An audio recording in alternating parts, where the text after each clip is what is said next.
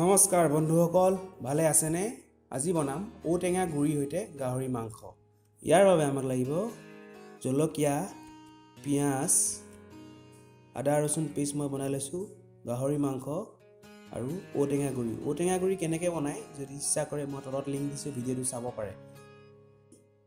কেৰাহীখন গৰম কৰি পিঁয়াজখিনি দি অলপ ৰঙচুৱা হোৱালৈকে ভাজিম। অলপ ৰঙচুৱা হ'লে তাত আদা ৰচুন পেষ্টখিনি দি সম্পূৰ্ণ ৰঙচুৱা হ'লে তাত মাংসখিনি দি দিম।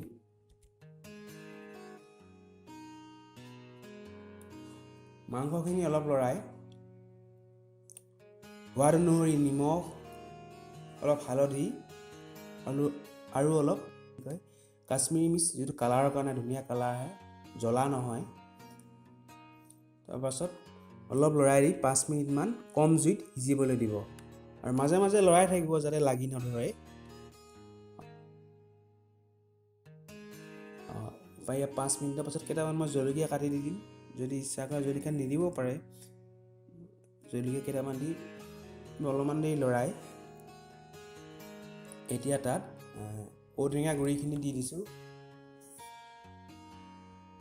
ঔটেঙা গুড়িখিনি লৰাই কম জুইত আকৌ 2-3 মিনিটমান যদি সিজিব দিয়ে, মাংসখিনি সম্পূৰ্ণভাৱে সিজি যাব।